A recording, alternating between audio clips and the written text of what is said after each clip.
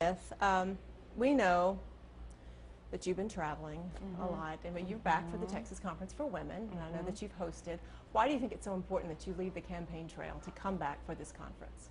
It's the 12th year for this conference. I never had my wildest dreams, 12 years, and I'd still be here and doing it. And every year that when it's over, I think, okay, next year.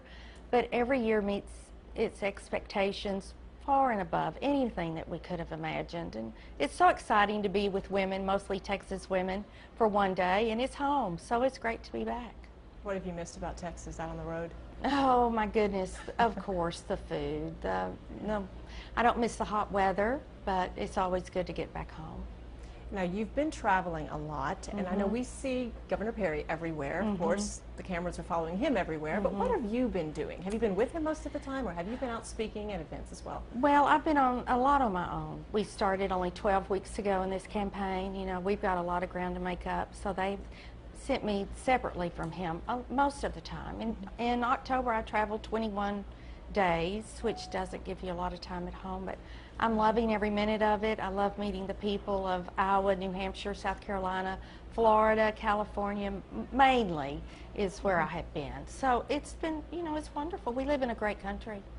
Has it been tougher than you expected, or more of what you expected? I told someone it's everything I thought it would be and nothing what I thought it would be. So I thought, okay, I'm seasoned, I can do this.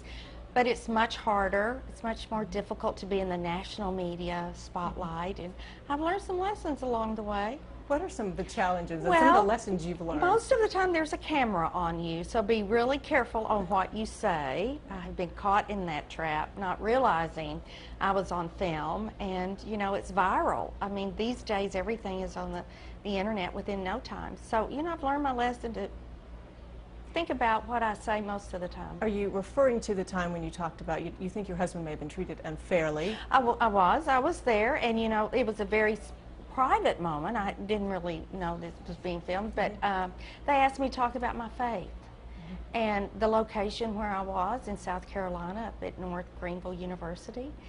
And faith is very private and emotional for me. And when I teared up, when I see the picture on the internet now, I was relaying a story about my grandfather. He basically took me to church every Sunday, made sure I got to Sunday school.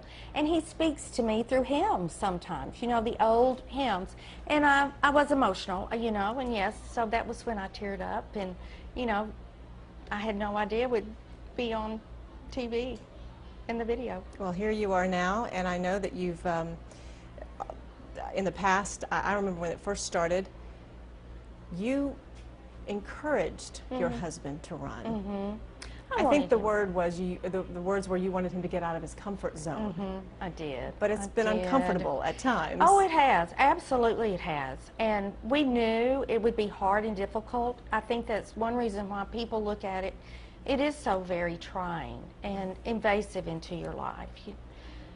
But we really felt like there was a need, and we were worried about our country. And we did not want to wake up when we were 80 years old and say, gosh, we should have done it. Would have been too late then. And it was time to make a decision, and if we were going to get in the race. Like I said, we've only been in 12 weeks, so we certainly haven't been in months and years, so we have a lot